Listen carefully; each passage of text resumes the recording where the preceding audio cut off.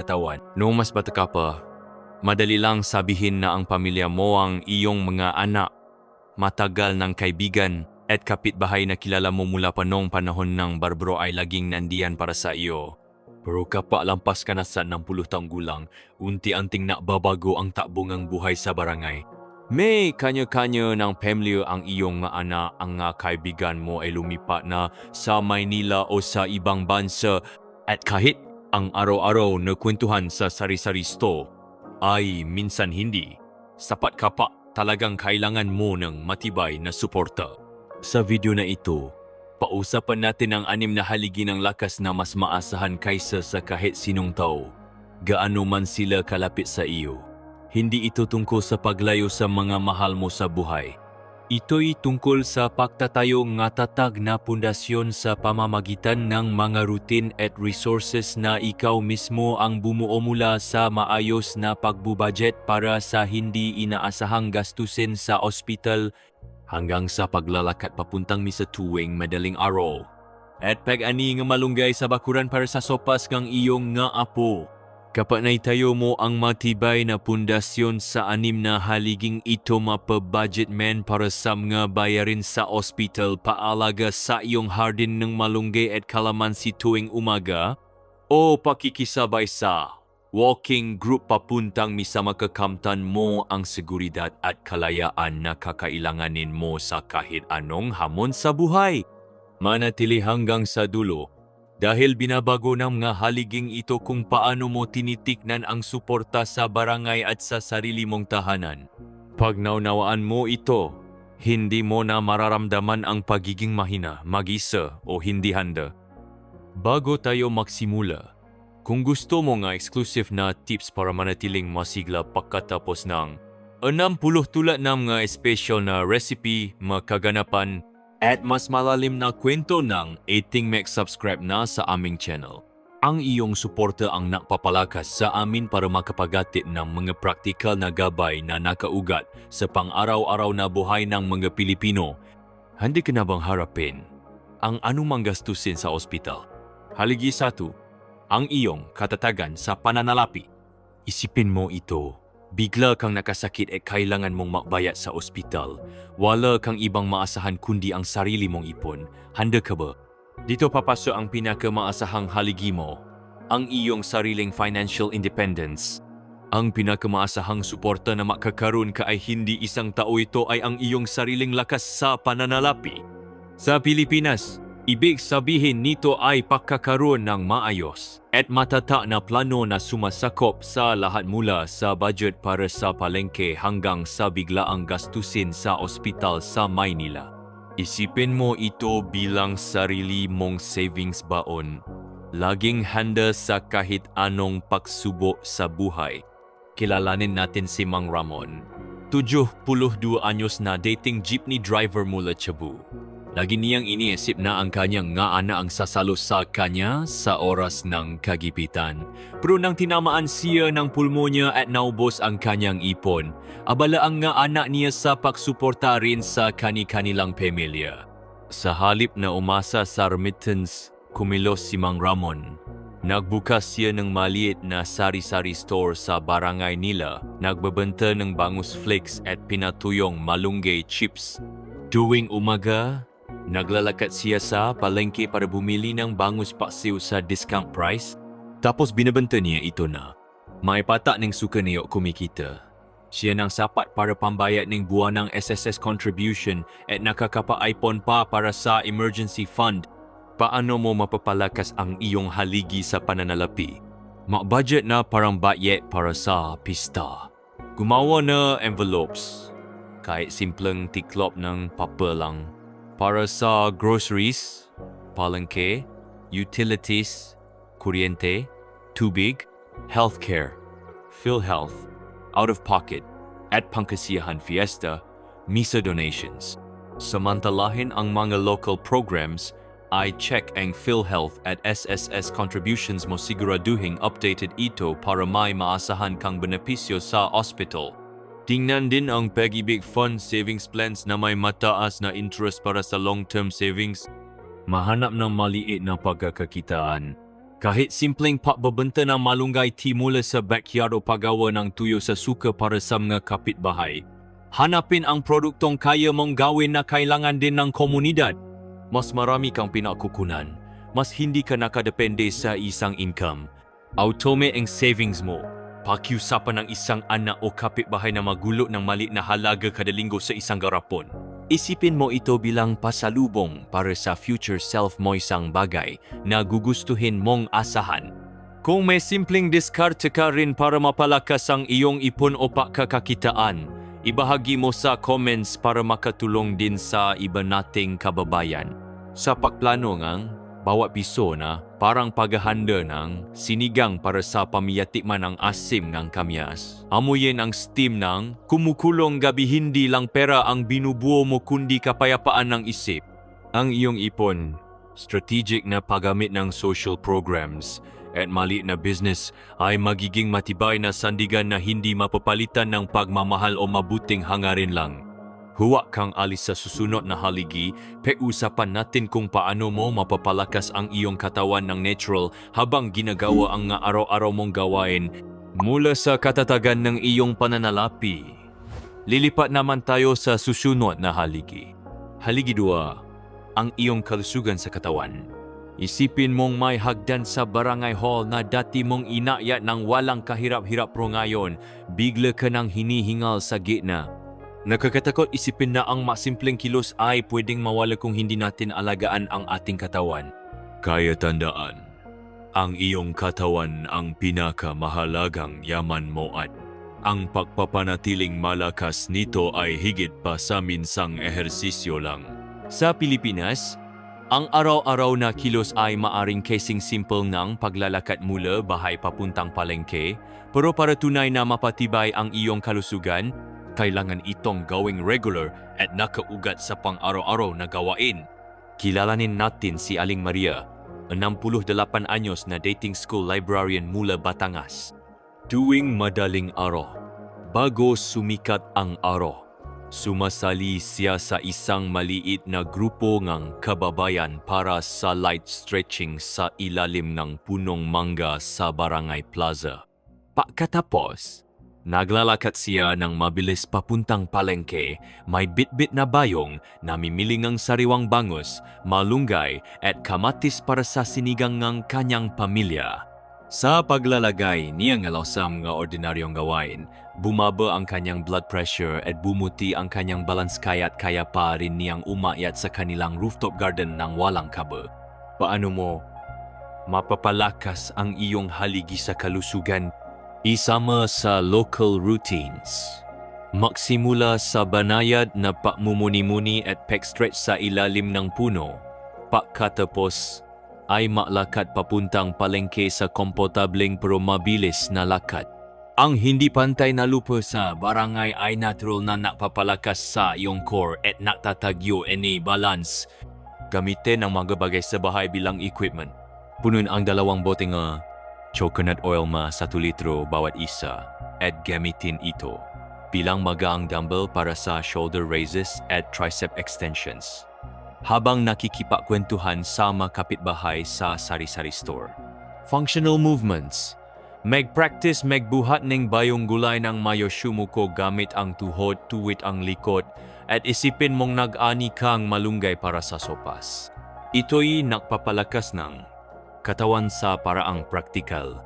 Sumali sa community activities, sumali sa weekday misa wains maglakad sa paligid ng simbahan bago o pagkatapos ng misa.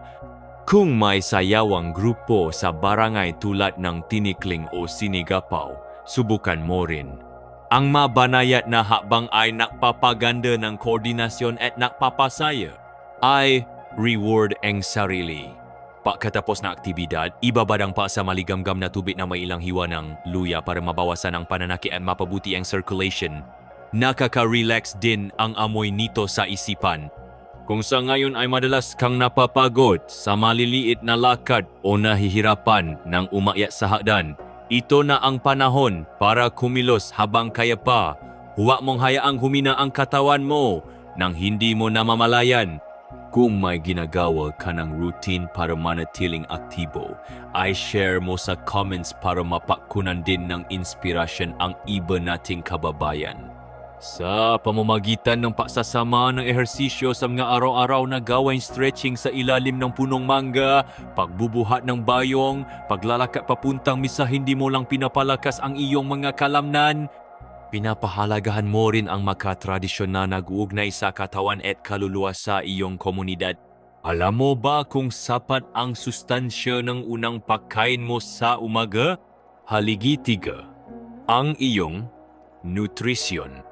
Isipin mong sinisimulan mo ang araw ng walang kain o puro instant noodles lang ang naihahain, kaya bang suportahan ng katawan mo ang lahat ng gawain sa araw-araw?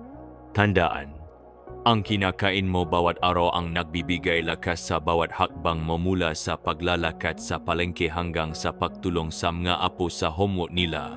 Sa kulturang Pilipino, ang pagkain ay hindi lang tungkol sa kabusugan. Ito ay mga sandali ng koneksyon, tradisyon, at pagmamahal para sa katawan at kaluluwa. Kilalanin natin si Lola Pilar, 81 anyos mula sa Iloilo, na nagsisimula ng bawat umaga sa isang mangkok ng lugaw na gawa sa malakit na bigas, pinakuluan hanggang maging creamy at mabango. May halong luya at patak ng kalamansi. Ang simpleng lugaw na ito ang nagpapainit sa katawan niya para makaroon siya ng lakas na alagaan ang kanyang munting gulayan punong-puno ng malunggay, dahon ng kamote at sitaw. Tuwing tanghalian, naghahanda siya ng tinolang isda gamit ang bangus, malunggay, sayote, at kaunting patis masarap, malasa, at puno ng protina, vitamina A at C, at omega-3. Paano mo mapapalakas ang iyong haligi sa nutrisyon? Gamit ang nga lokal na sangkap. Simula ng araw sa power porridge. Magluto ng lugaw o rice congee at haluan ng malunggay o dahon ng kamote bago patayin ng apoy. Malambot ito sa tiyan at puno ng iron, calcium, at antioxidants. Mahanda ng sinigang na may twist. Ang sinigang ay paborito nating lahat, pero palitan mo ang baboy ng bangus o tilapia at dagdagan ng malunggay at okra. Ang sabaw ng sampalok ay nagpapakalma sa inflammation. Ang isda ay nagbibigay ng lean protein at ang gulay ay nagbibigay ng fiber at sustansya. Healthy snacks. Sa pagitan ng pagkain, tikman ang tuyo flakes na may kaunting kalamansi juice o kumain ng sariwang pinya na may konting asin. Masarap na merienda at nakakatulong sa digestion. Adobo na may dakdak na benepisyo. Magluto ng mano o bangus adobo na may gata at turmeric para sa anti-inflammatory benefits, tapos butburan ng sariwang malunggay bago i-serve. Masarap ito sa brown rice o malunggay rice.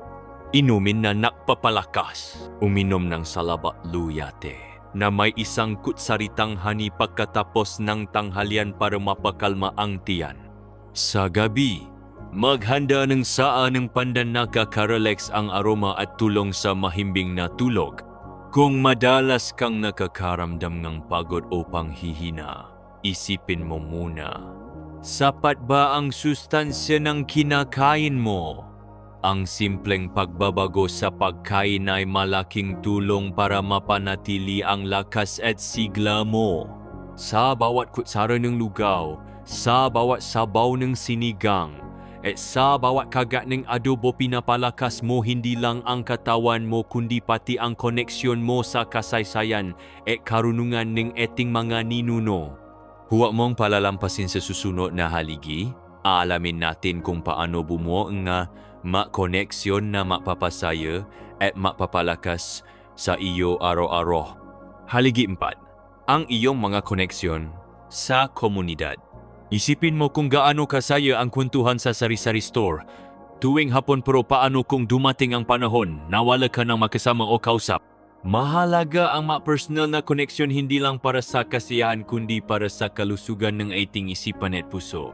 Sa kulturang Pilipino, ang lakas natin ay namumula sa ugnayan sa ibang tawanan kasama ang mga kapitbahay, simpleng kamustahan at pagtutulungan sa barangay.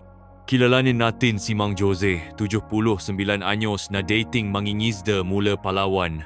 Nang pumanaw ang kanyang asawa, natakot siyang mabuhay ng mag-isa. Pero imbes na malugmo, sumali siya sa kanilang Senior Citizen Association, SCA, na turong pagawang bani sa mga kabataan at nakbahaging kanyang nga kwento tungkol sa pangingisda. Tuwing hapon, bumibisita siya kay Lola Pilar para sa merienda at masayang kwentuhan tungkol sa hardin at mga apo. Dahil dito, masaya siya, nababawasan ang stress at nananatiling aktibo ang kanyang isipan. Paano mo mapapalakas ang iyong haligi sa social connections? Sumali sa local groups. Hanapin ang sa barangay, church fellowship o grupo ngang sayawan tulad ng tinikling.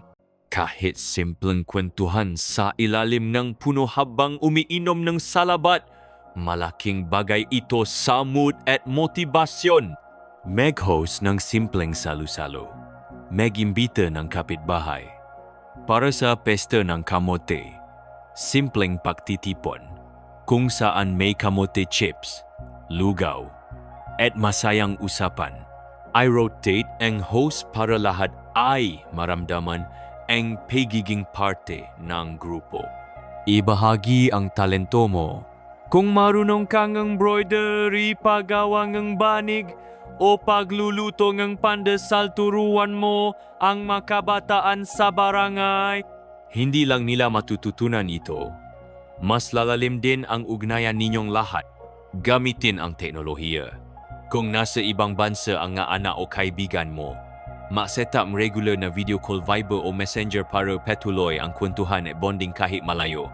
Maging bahagi ng mga selebrasyon. Kung may pista o graduation ng apo, mag-volunteer na tumulong sa dekorasyon o mahanda ng pagkain.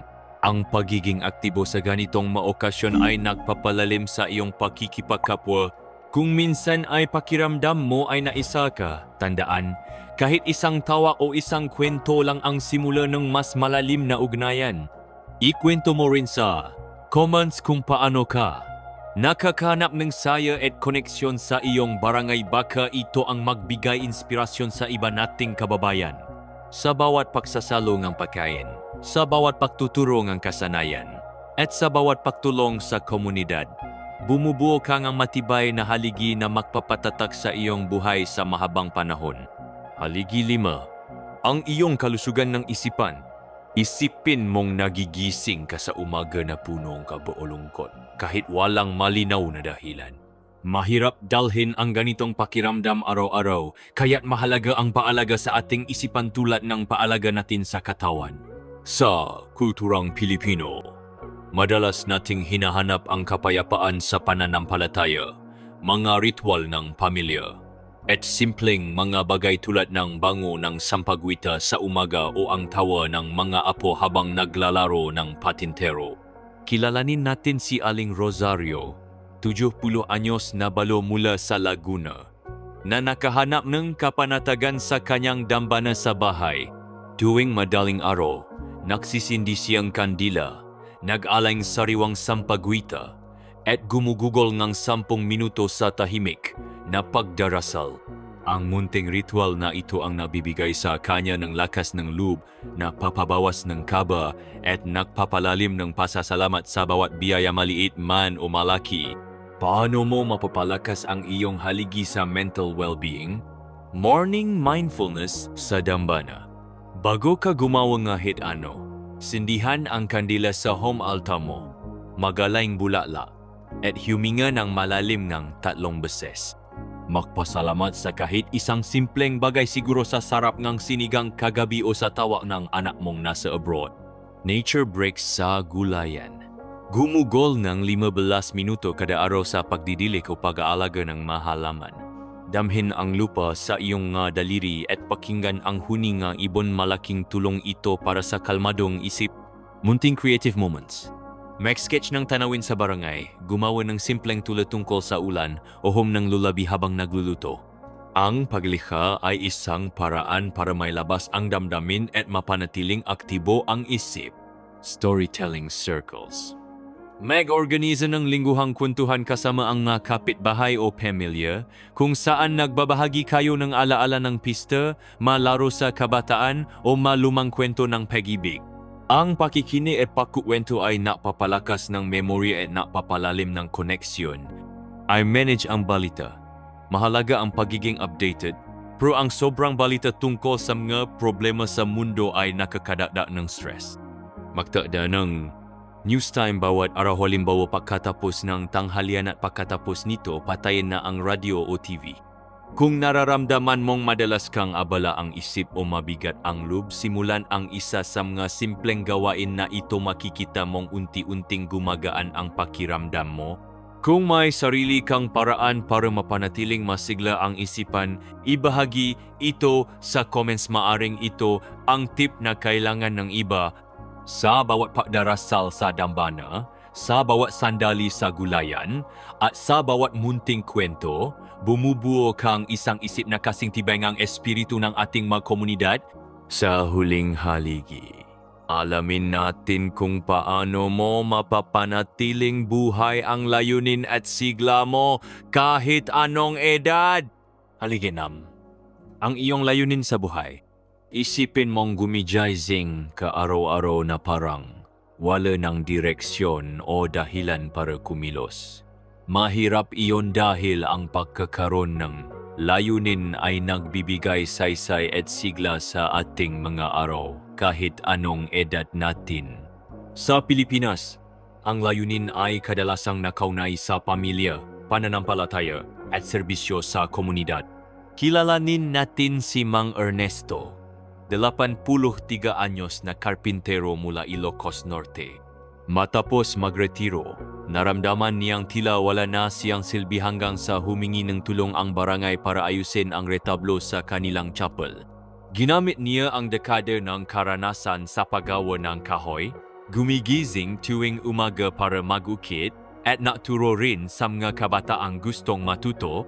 Ngayon, araw-araw siyang inspired na bumangon dahil alam niyang may mahalaga pa rin siyang naiambag sa komunidad.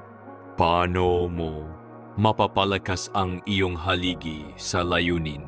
Ibahagi ang iyong kasanayan. Mag-reflect sa mga skill mo, pagluluto, pagkakarpintero, pananahi, o pagtuturo at maalok ng workshop sa barangay hall o simbahan. Mag-volunteer. Sumali sa mga organisasyon tulad ng Philippine Red Cross o Barangay Health Brigade, magtulong sa vaccination drives o cleanup projects. Nakakapagpasaya at nagpapalalim ito ng connection sa komunidad. Magmento ng kabataan. Turuan mo ang mas nakababatang kapitbahay kung paano may budget para sa sari-sari store. Magtanim sa gulayan o palakasin ang kanilang pananampalataya. Ang iyong karanasan ay kayamanan. Gumawa ng passion project. Magsulat ng family recipes, mag-restore ng lumang kasangkapan, o gumawa ng devotional song.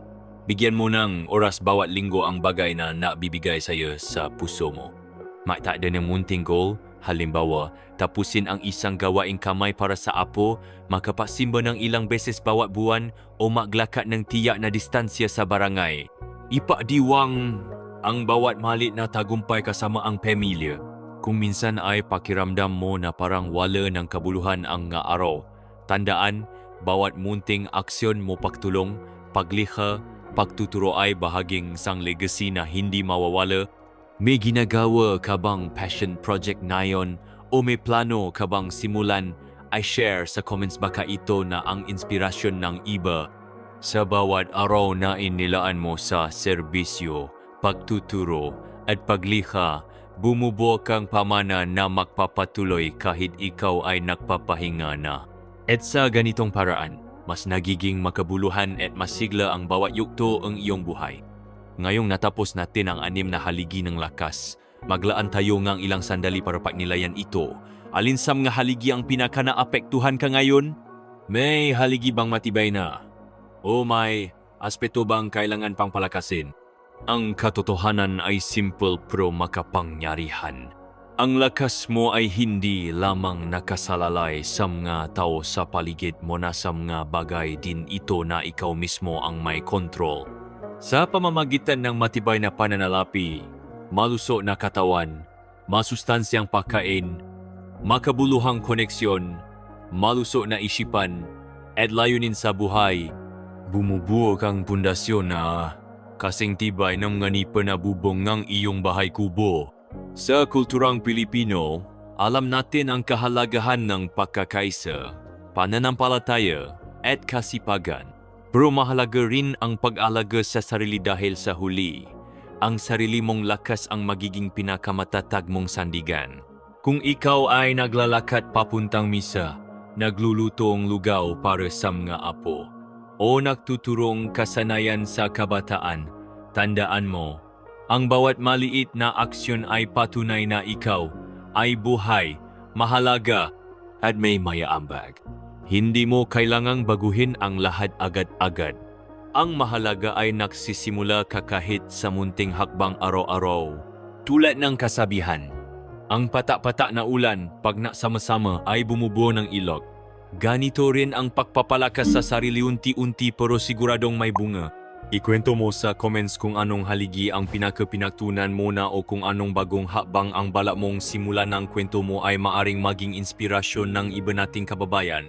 Kung naging kapaki-pakinabang sa iyo ang video na ito, huwag kalimutang mag-like, mag-subscribe at i-share sa pamilya at kaibigan. Ang suporta ninyo ang nagtutulak sa amin para mahatid pa ngang mas maraming kwento at tips na nakaugat sa ating kulturang Pilipino. Maraming salamat sa pagsama mo sa amin ngayon. Hanggang sa muli manatiling malakas, mapagkumbaba at masaya sa bawat yugto ng buhay. Nawa ipagpalain ka ng magandang kalusugan at walang hanggang ligaya sa piling ng iyong pamilya at komunidad.